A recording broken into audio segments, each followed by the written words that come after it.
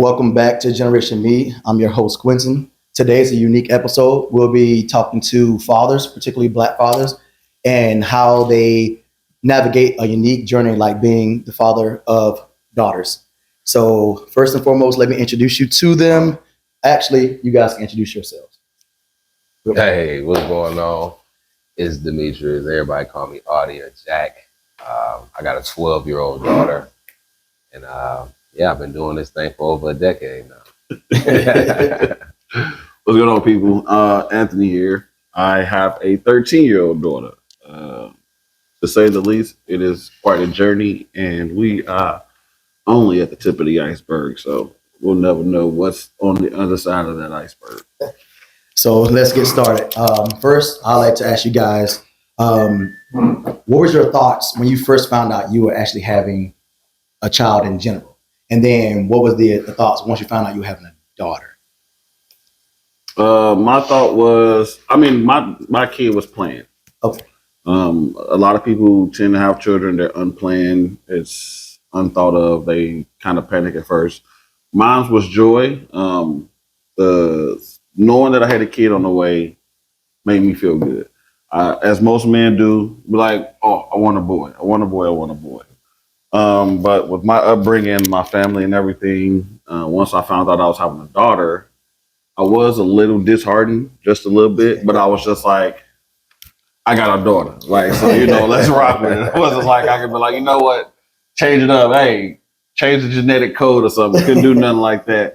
So, I was happy, but I was just like, it was an instant thought of, oh man, I have a daughter on the way. I'm like, this is not a little boy. So I already knew that journey that lies ahead of me, that continues to lie ahead of me, was going to be one of difficulty and happiness. Man, when the news first broke that I was having a daughter, my first initial emotion was panic. I was not, I was 19, just turned 19. I just graduated high school, not even 12 months before I had found that out. So it was pretty shocking. But having that, I was like, man, okay, we having a child. It's definitely sheer panic right now, but I guess we're gonna find out what it is. And then once I found out that it was a girl, then it was like a double whammy. I was like, shoot, I wanted at least a little me running around. So, I was like, man, okay, I guess everything gonna be pink from here on out. We ain't gonna be matching, but yeah, it was definitely a journey. But that, man, if that wasn't one of the best lessons ever, to get a daughter first. Yeah. And having a daughter first versus having a son first, I definitely feel like it does change the dynamic of who you are as a person, as a father, as a man. Because, we can't say we wasn't disrespectful at some points in our lives, whether it be through verbiage, physical acts.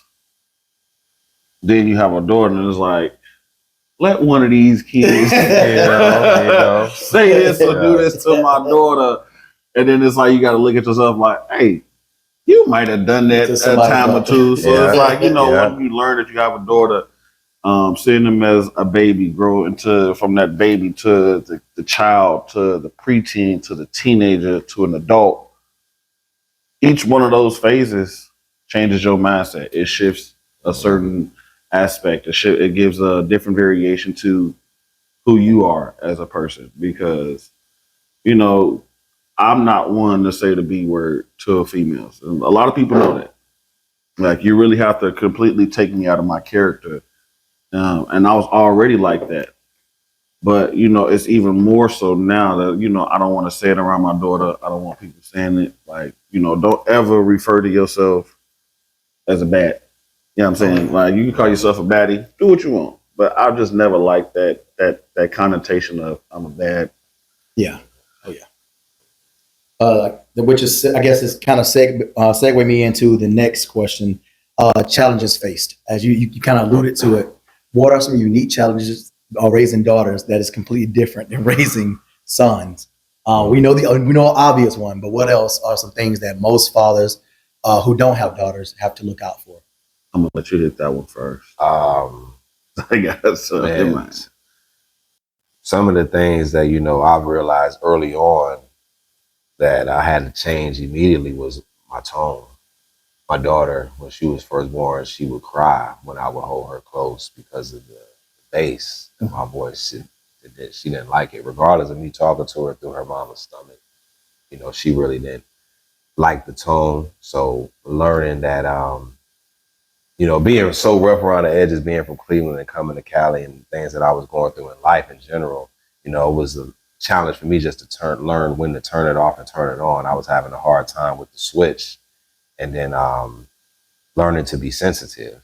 And at that time of my life, things that are cute, that's not what we're doing out here right now. So it was definitely more of an adjustment to try to change my attitude, adjust my emotions, learning to be sensitive, learning don't yell so quickly. This like a delicate flower. I learned children, little girls are like flowers, and if you don't water them with love and shower them with unconditional, affection and just being their covet, they're being their security blanket, they'll turn into something else. See Bad Baby out here, how she was acting on Dr. Phil, she wasn't loved properly, and if you don't do it right, you're going to get those kind of results, you know what I'm saying? But yeah, that was definitely some of the things. And now one of the most recent things that we're dealing with right now, my daughter just became a little woman with her for sure. With that thing at the end of the sentence, you know what I'm saying? For them young ones that went over your head, you'll get there. But man, that's something that you won't deal with having a boy. These are, she didn't like it.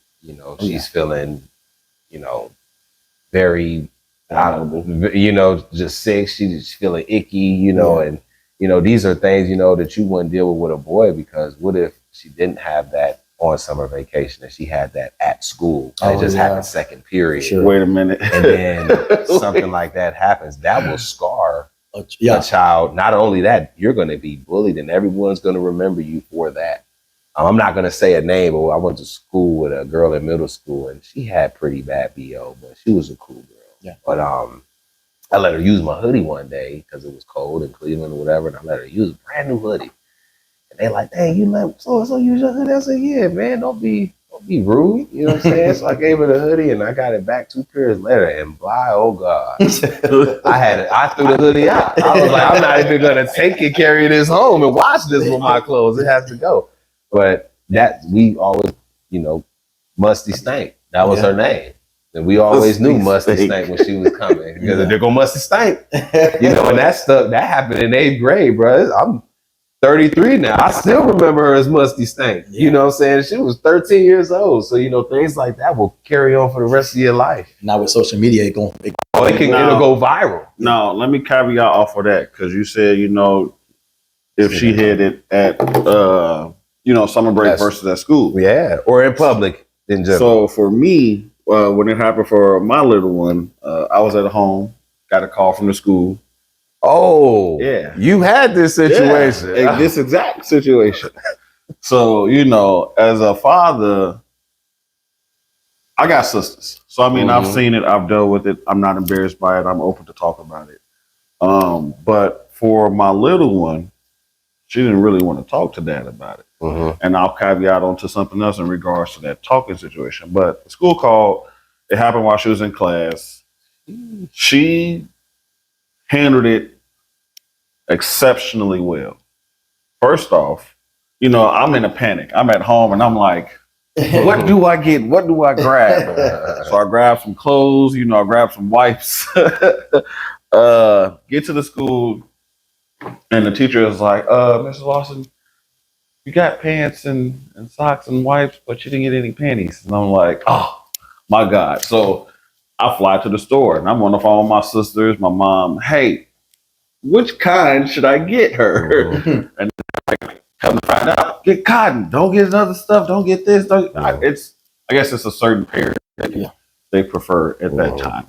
So I was in a full panic. The little one, she was like, It's all right, Dad. It happened. Get your stuff. She was like, no, I want to finish the day. Oh wow. Wow. Okay. As a father, I was proud because I'm like, the same thing. Very You brave. think that something like that happens at school, whether it be from us hearing about it, seeing another kid when we were younger and it happened to them, and our mindsets back then was point, laugh, make a joke. Yeah, sure. The mindset now, and I will say it has progressed. Not saying that all kids now have that mindset of it happens, but there are going to be kids that point, laugh, make a joke. But for her to say, no, I'm going to stay at school, I'm going to finish out my day, I was like, well, all right, we'll get ice cream after school, And when I say I was going to caveat off about the whole talking subject or the troublesome part, when you made the statement of having to tone down to be more sensitive, to encourage your daughter to talk to you, that one was kind of hard for me. And I say that because there were different moments where I can see the change in her mood. I can see her being upset by something, but she wouldn't want to talk to me. And it's not because I scared her. Well, at one point it was because I scared her because I was the disciplinarian. But it's my tone. She would think the way I was talking to her meant she did something wrong. But I had to tell her, like, no, I'm here for you. Come talk to me. And it went from having that raspy, deep bass of a voice to, hey, I'm here. Sometimes you have to slow down your cadence when you talk. You have to, that eye contact, that, whether it be that physical touch, hold your daughter close to you. It's a lot of people, a lot of parents who have lost their kids before they could even get even close to blooming. So talking to her, having her be able to open up to me, because then I would have to, say, call my sister, call my mom, call her mom. Try and talk to her, see what's wrong, because she won't tell me. And it's not, like I said, it wasn't because I wasn't there, I wasn't available. It's because in her mind, she was nervous to talk to Dad. Oh, yeah. I went through that same thing with Savani. And she would end up telling my mom, or she would end up telling my sister what it was. And then they would tell me, like, okay, well, Savani is thinking this. I'm like, well, why don't you just call and tell me?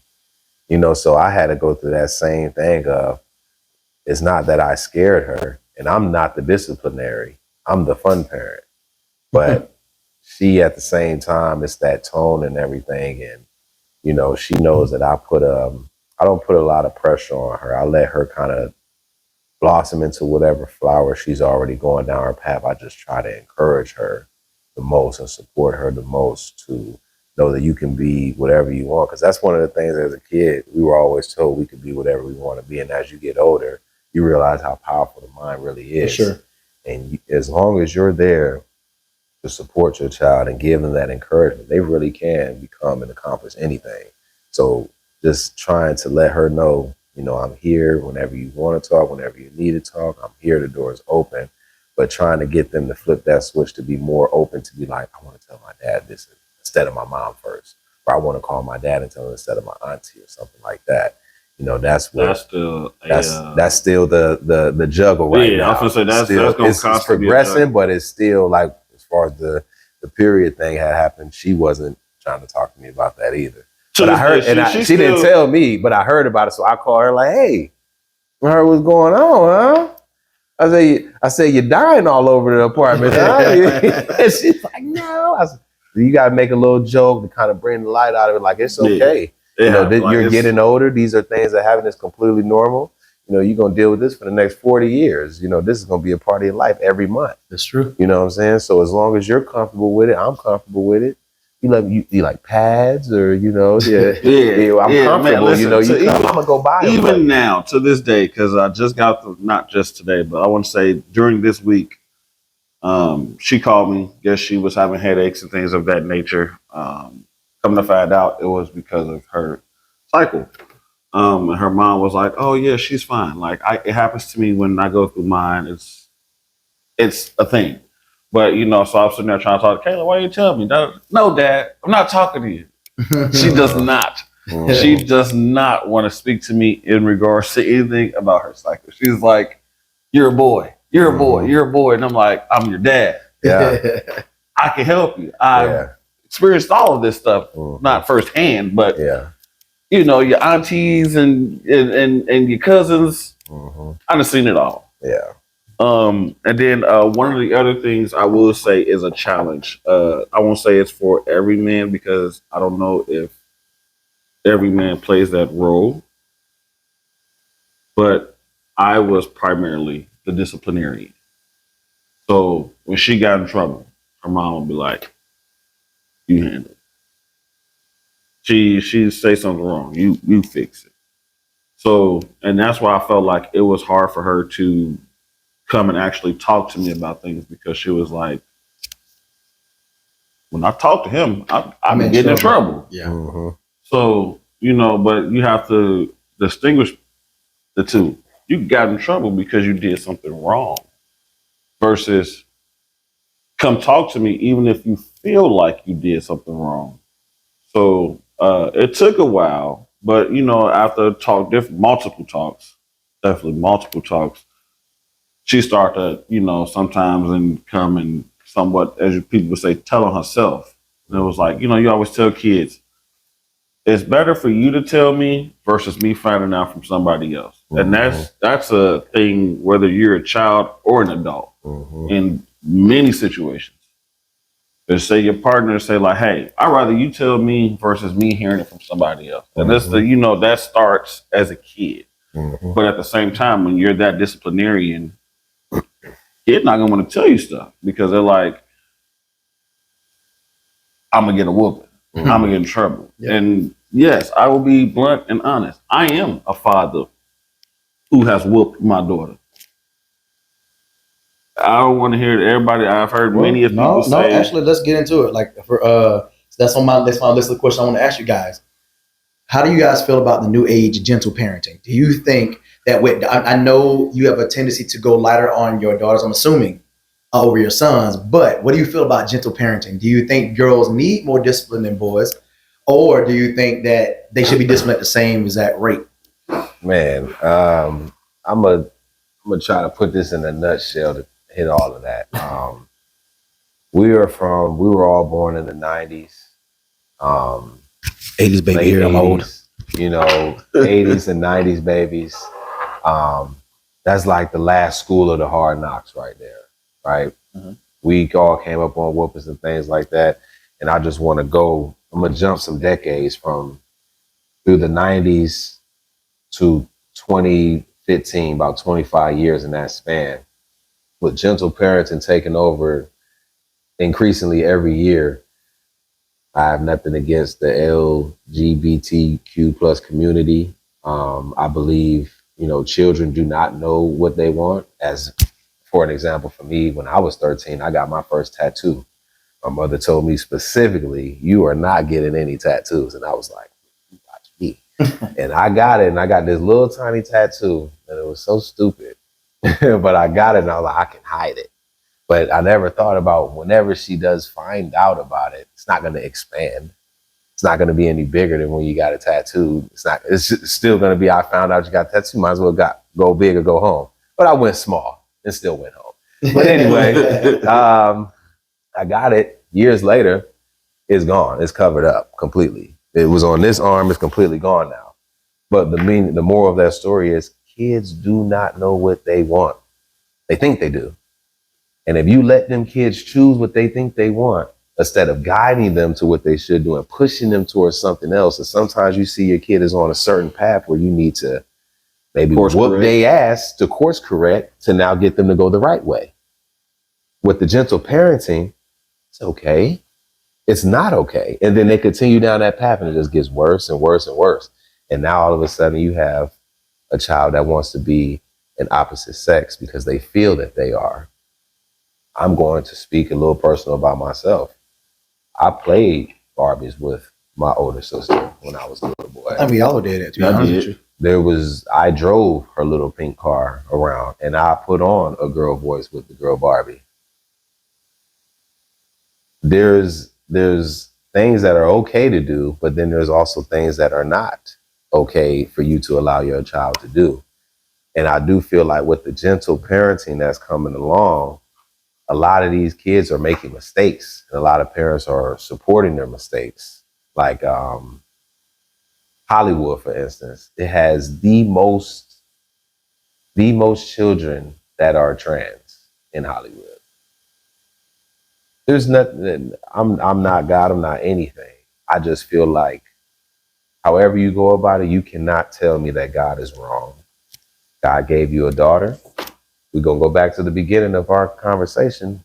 We was like, dang, I wanted a boy. So are we just gonna tell our daughters, I really want you to be a boy, so let's change you to one? You telling me God made a mistake? That's not. There's no way, light or darkness, that where I'm ever gonna see that is okay for you to let a child change that. Because guess what? When that 13-year-old changes that sex to now a male or a female, and they become 21 and they realize this isn't what they want, and they've already gone through certain procedures to make them this way, you've created a circus. You know what I'm saying? These are human beings. These are not accessories.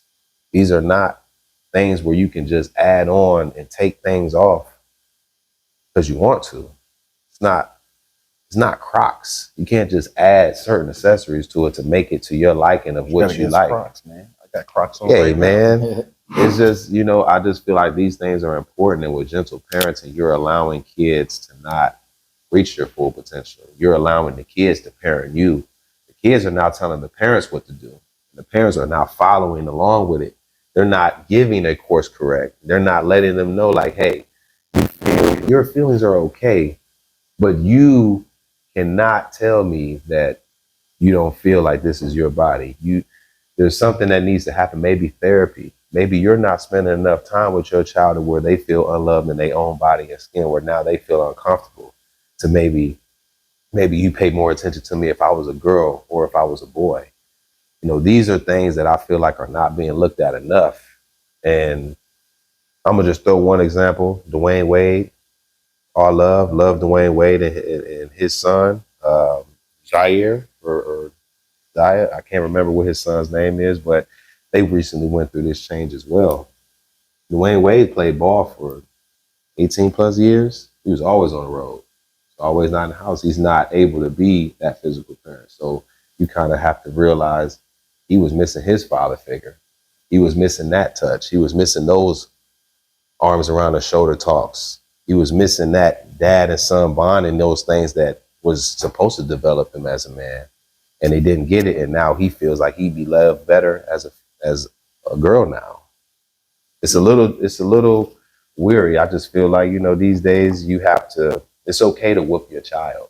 I'm not telling you to beat your child to where they're black and blue. So for the viewers and stuff, can you distinguish the difference between what, especially in the black community, what we call a whooping versus what we call a beating? Because some people may not know what that is. Corporal punishment is what we're talking about. And so where and what are you using? Is there a medium such as a belt or a switch? What are we talking about? Because there is a fine line. See, with that question, it's a line. I won't say it's a fine line. It's a line, because going back to what he said, 90s, 80s, 90s, when you got a whooping, it was with anything. I was gonna say that whooping could happen with just about anything. Switch, extension cord, hanger, remote, brush, broom, belt, paddle, a shoe, all type of anything.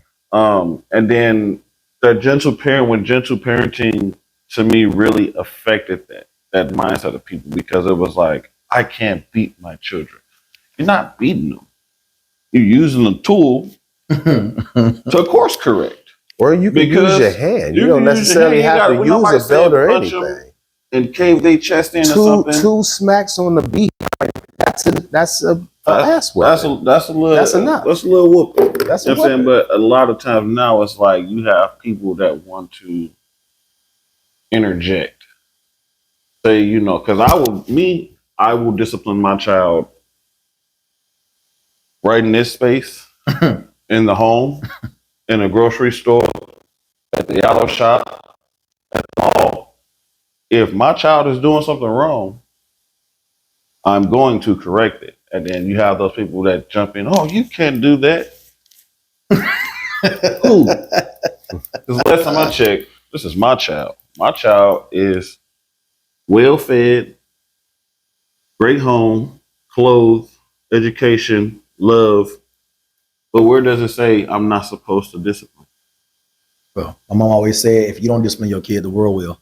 Oh yeah. And I think, and that form of discipline can come in many ways that you can't control. But what I can control is how hard I'm whooping, what I'm using to whoop, and what I'm changing through this whooping. Yeah. And what is the reason you're being whooped versus why I had to whoop you, and what did we learn? And that's the thing. Sometimes just because you have a bad day, you can see that on video. Some people have a bad day and they take it out on their kids, and that makes it look bad because they're beating their kids. Yeah, exactly. That's what I think. I'm not going to try to get a blanket for those people who take it a little too far, because there are some people who beat their kids. Yeah. That's not what we're saying is okay. Because that's where you're my bad for cutting you off. But your question was, what's the difference between a whooping and a beating? A whooping is, whether it be with a belt or whatever tool you use to do that discipline, versus severely beating a child, hospitalization, bruising, cuts, abrasions, bleeding, being deformed, things of that nature. A whooping is just something to, hey, real quick, like, snap out of it. You did this wrong. You shouldn't have did it. This is why you shouldn't have did it. This is why you got this whooping. Mm-hmm. Now, there are people who start out whooping them, but get lost in their own mindset and say, whether they're taking out their past traumas or that child has done multiple things, and you're just, instead of disciplining at those points in time, you're like, okay, you did something this point, you did this point, you did something this point. Now this point is when I'm whooping you. But now I'm taking out that frustration from all these past events, and that can lead into a beating. Yes. Mm-hmm. So which is why I tell people, say, don't wait. I'm not going to sit here. If you do something here, I'm going to discipline you here. Sometimes the focus point is what the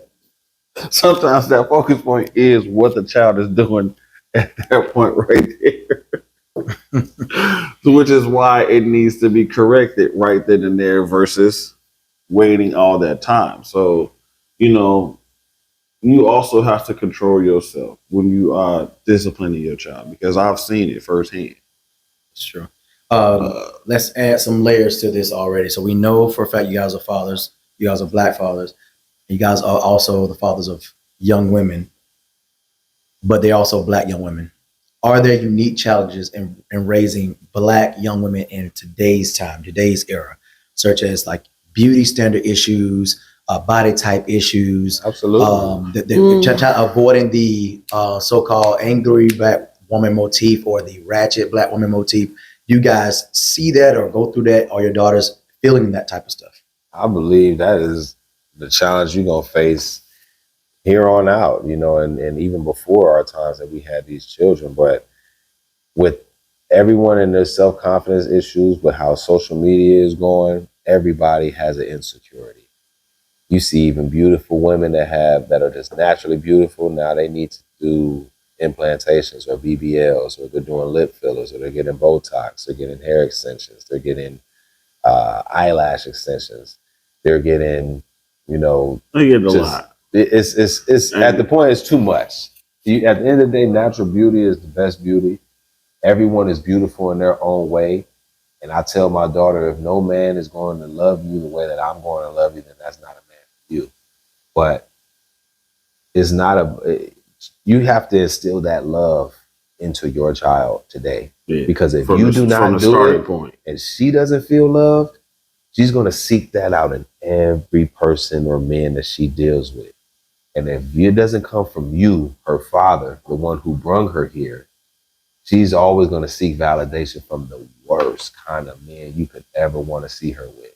And I don't believe that the gentle parenting and not being real and with your kids is the way to go. I believe being straightforward with your kids, not talking to them like they're children, but like they're little adults, depending on the maturity of your child, you know what they can and cannot handle. And executing that to making sure that it's a safe space, that's the best way to do it, man. No, I have two things. Okay. When you say it be, raising your daughters to black father, I won't say it's a race thing. That's the only part I will probably disagree with you about. Okay. Because I'm going to say that whether you a black child, white child, Asian child, Hispanic, Indian, whatever, that complication as far as self-love, self-care is going to happen on all spectrums of races. In regards to that gentle parenting statement, like you said, talk to them like the young adults. Talk to them how you want to be talked to, because that's going to help them understand the actual power behind those words. One thing I will say is a lot of these parents need to stop trying to be friends with their kids. I am not your friend. Love you to death, but I am not your friend. I am your father. You will respect me as such.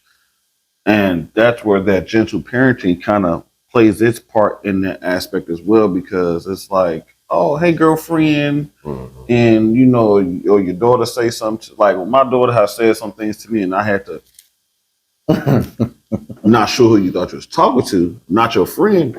I love you, I care for you, you can play with me, you can joke around me, but don't try and treat me like one of your little friends. So it's about that verbiage. And that's why I say talk to them how you want to be talked to, because there's certain words you can use with your friends that you can't or that you shouldn't use with your parents. Like if my daughter, I'll give an example.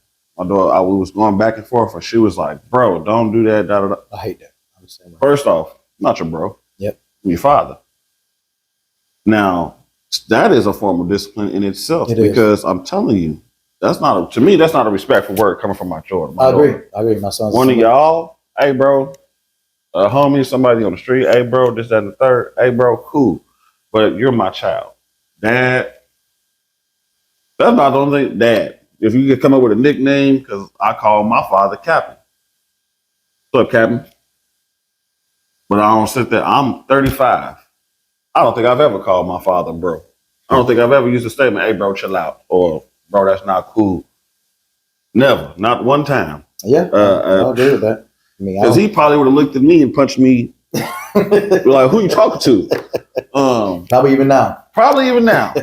I can't even curse around my father. I'm 35. I had to get permission at one point to curse around my father, because I started cursing. He looked at me and was like,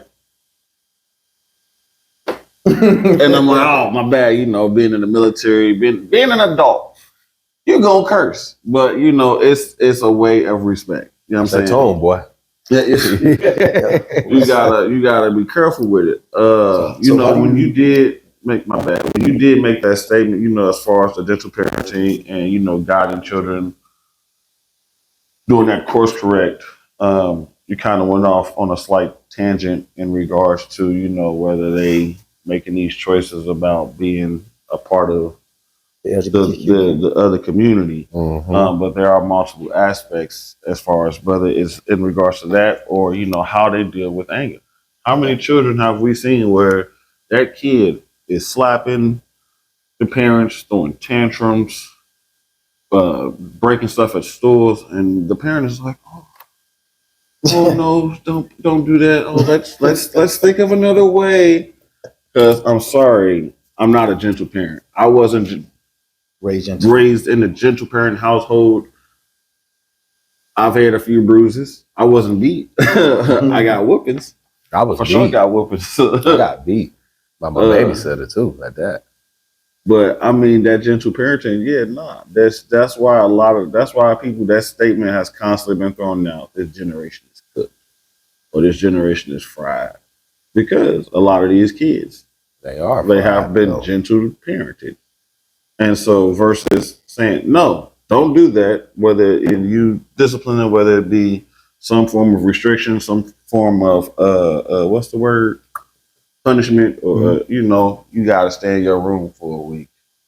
You don't get a phone for this amount of time. They punishments now is taking the tablet away.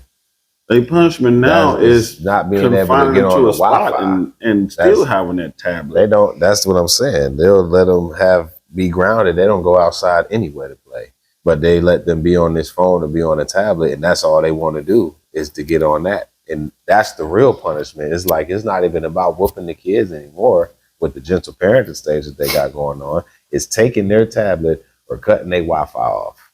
So without that, these kids, they lose their mind without access to their phone. Well, do you think that in some way, shape, or form that social media, I guess, electronics, video games have in some way replaced parents because the parents themselves are on those same exact things? Like you see stories where mothers or fathers, they go on trips or they quote unquote outside and their kids are at home. I've seen plenty of people who would choose to go to a club, or they'll be dressed to the nines, but their kids have on bobos. Oh, yeah. And so, that is definitely a statement of truth, because I mean, there's been plenty of cases already where a parent has left their child at home for multiple days or the night or whatever because they want to go outside, they want to live it up in their own way, but the kid is the one suffering. My child comes first. I've definitely made sure if there was times I was down on my luck and I used my last to make sure she ate and I went to sleep home. You know what I'm saying? But there would never be a point where I'm going to say, I'm going to get this for me and she can thug it out. Like, nah. But there are a lot of parents these days that do that, whether young or old. I've seen cases where the parents are older than me. And I've seen plenty of cases where the parents are younger than me, or cases where the parents are basically the same age as me. But it's always, it's a thought, to me, it's a thought process. And, they say not everybody is meant to be parents. I agree with that. I agree with that. I am not one to be opposed to saying that it is a bad thing to put a child up for adoption or to terminate beforehand, because that person probably knows better than anybody else whether they have that capability of actually becoming a parent. There are cases where people say, hey, I can do this. And then down the line, whether it be from post-traumatic stress disorder or postpartum, the parent is like, I no longer want to do this. I no longer can do this. Would I say, hey, try and fight through it? Yes. But at the same time, if you know that is an unwinning battle, go ahead and do what's best for the child. Not what's best for you, not what's best for the people you feel like are looking at you, judging you, making statements. Do what's best for that child. Me, I'm always put my child first. And I know you will. I know he will. I've seen it firsthand on multiple occasions. It's like, you are testaments among many. And I give you your accreditation, your validation. I appreciate it. There's some stuff I'll be like, I don't know if I can do that shit. But we take care of our kids. It is a stigma that a lot of men, Black men, are not there for their children. We break those borders, those barriers, those thought processes. We are fathers, and there's plenty of us. We just unrecognized. It's just unseen, because I made a statement before I was getting my hair cut, where I was like, people will write a negative review about something faster than they'll write a positive review. Because when you enjoy that moment, you're like, okay, yeah, it was good. On to the next one. But you have a negative review about something, it sits with you a lot longer. You know what? It's like, let me tell everybody about it. So when you hear about the negative connotations of being a Black father, it's like, oh, they deadbeats. They're not around. They don't do this. They don't provide. That's not the whole. That doesn't encompass the whole. There's plenty of good Black fathers out there. Plenty. And it just goes unnoticed. it goes unreviewed. I mean, that's why I kind of want to do this little interview with you guys. I want to just show the world in a sense that there are great fathers out here who would sacrifice for their children. Which brings to my next question for you guys. What is your personal, I guess, father mantra or your coach you live by? Because me, I believe in sacrificial love. Like I have my own 3 sons. I chose to do this. So it's my life. So for me, if you had to put a statement of what your framework of how you navigate as a father, what would it be? Like how do you navigate life as a father?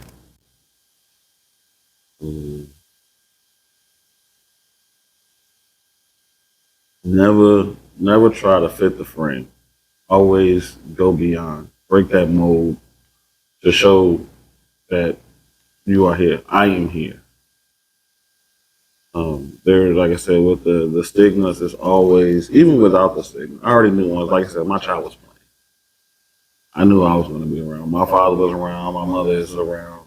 They wasn't together, but they was always around. If I needed access to my father, I had access to my father. If I needed access to my mother, I had access to her. So mine, as far as it goes for me, I wanted to do the same thing. Anytime my daughter needs me, I'm just a phone call away. I will always be there to the day I die. And, when that time does come, there are things set up to where I will still be providing for my child. So, I mean, like I said, go above. Mine is just go above and beyond. Just be there. Adaptability. Oh, that's a good one. Being able to adapt and cope with the situations that aren't always. I'm kind of striving towards daily. My daughter's been in Dallas, Fort Worth for the past 3 years.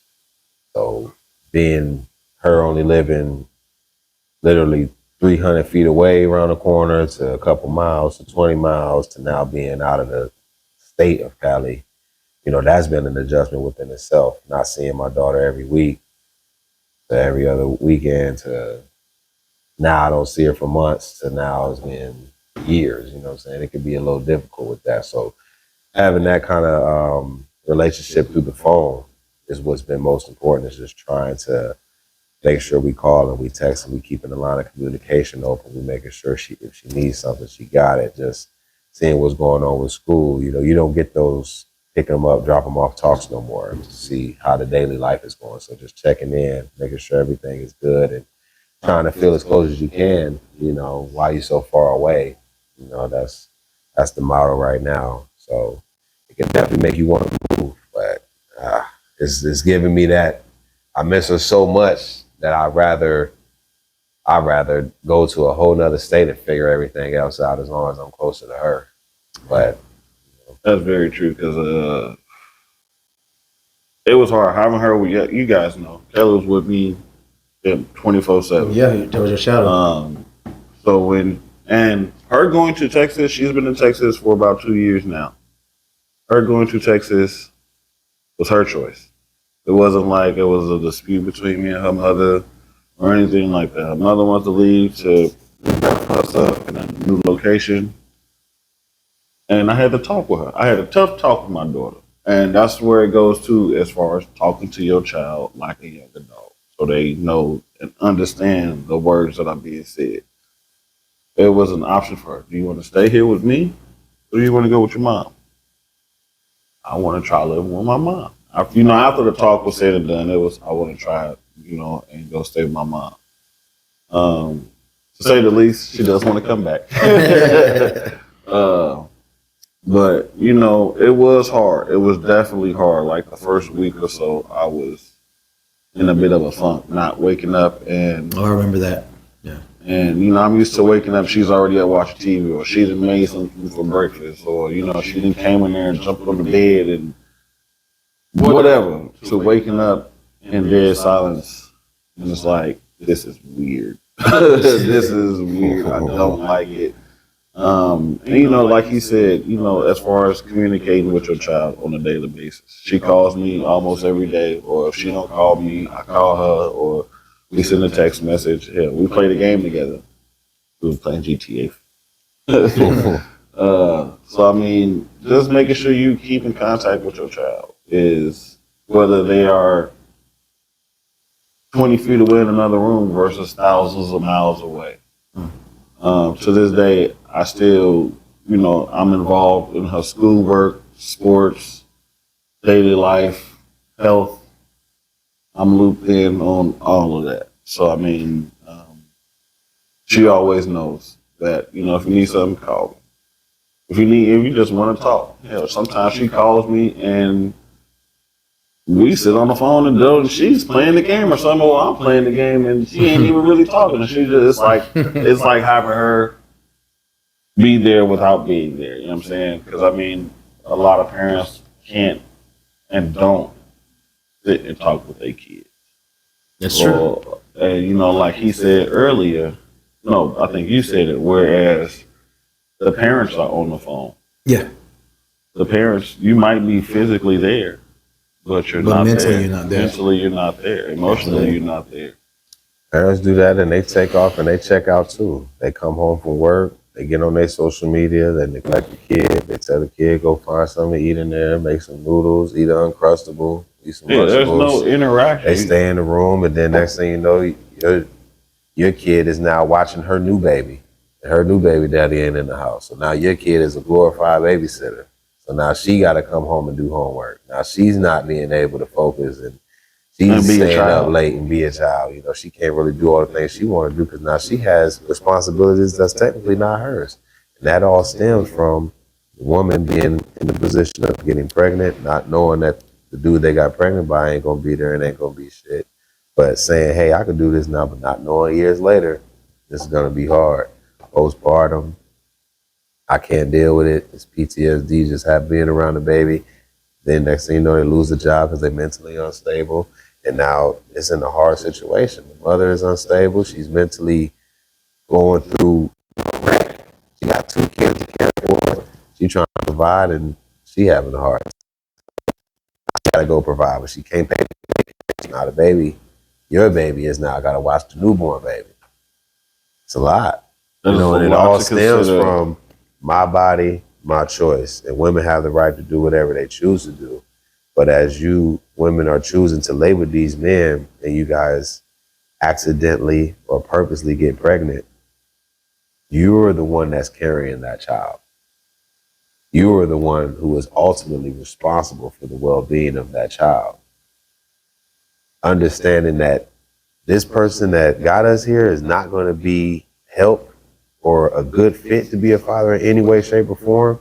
That's when it's my body, my choice, and you have to make a decision whether you're going to do it alone, whether you're going to do it and put this child on child support like every 70% of these other kids are, or you're going to raise this kid at a disadvantage knowing that the father isn't going to be there, knowing that he's not going to be financially supportive, knowing that he's not even going to, even if he can't support financially, not even that he's going to make time available to even alleviate you from some of the parental duties as watching her and taking her to the park while you sleep because you work the day shift. You know, there's certain things like that. There was a statement that I didn't want to make because we talked about that even before the camera started rolling. When you make that choice, and we're not saying, none of us are saying this is the woman's fault. We're not saying y'all are to blame. Some niggas ain't shit. My daddy wasn't, but I'm okay. True. I mean, that's there true. but the thought is, you know, like you said, when you make that statement, my body, my choice. Your choice to lay with said person, and you knew what type of person they was before. Your woman's intuition lets you know before you even decided to. Not even the woman's intuition. You see the dude, and you know, back to his statement about being on social media. You saw this dude. You seen him outside. You know how they are socially.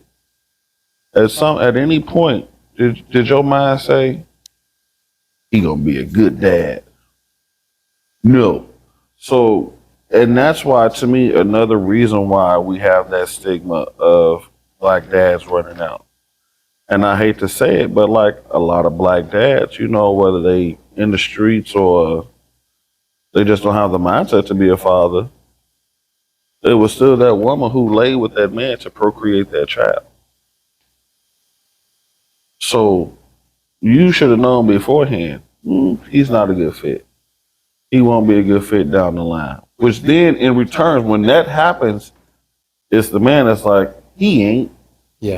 You know what I'm saying? Like, oh, he's not gonna help. He's a deadbeat father. You already knew he was a deadbeat man before it even happened. So then, yeah, you can change the flavors on it and stuff.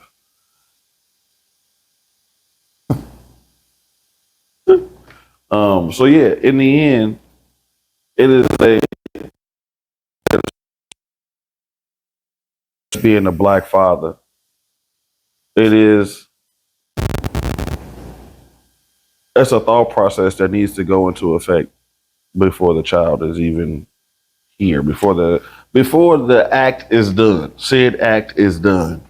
You need to think down the line is, am I ready to raise a kid?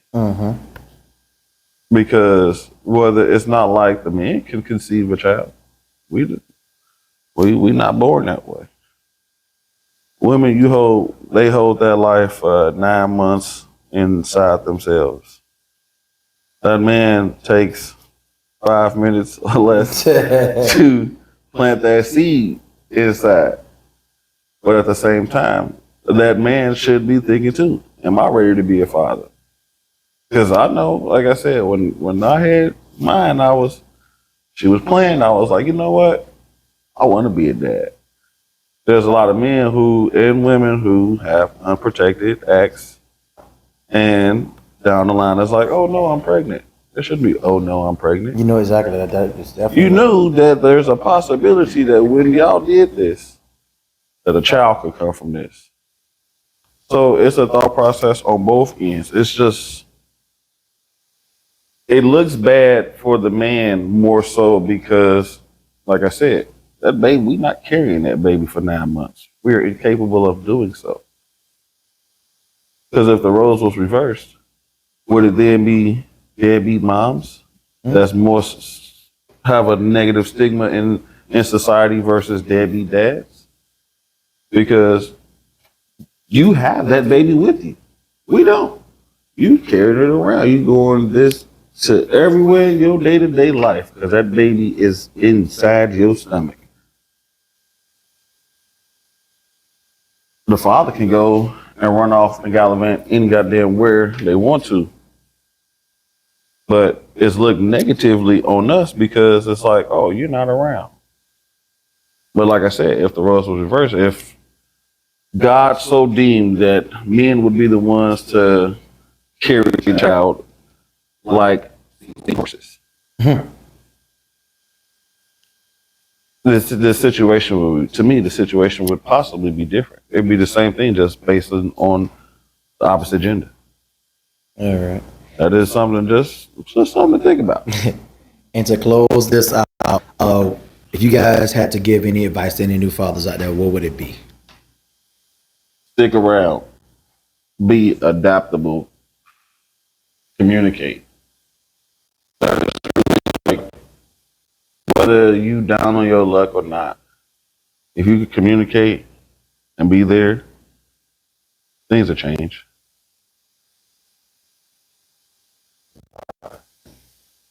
Man, to the young fathers, piece of advice to you young brothers will be, if you're choosing to have sex with somebody,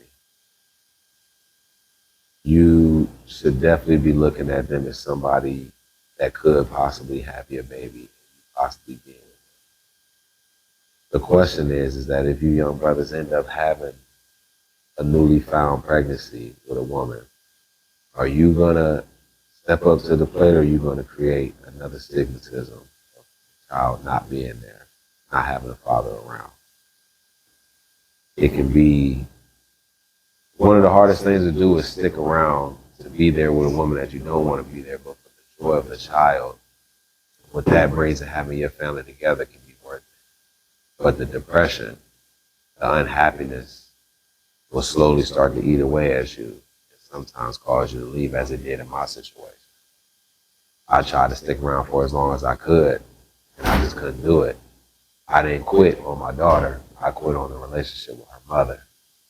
But the ultimate goal is to have a baby with somebody and be a family like they was back in the 70s and 60s when they married for 40 plus years. That was my goal. It just didn't happen that way.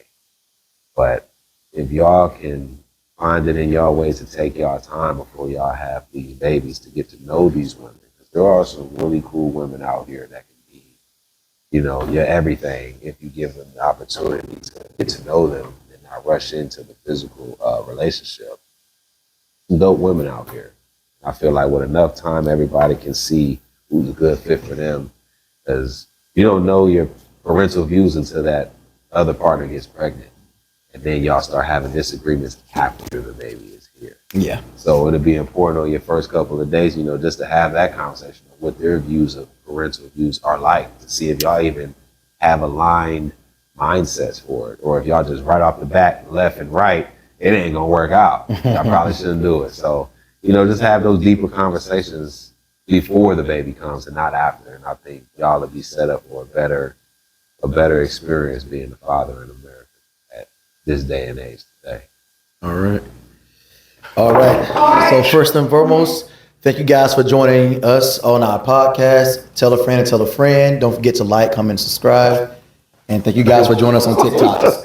Take care. Thanks for watching. Fathers are very vital to the upbringing of their kids.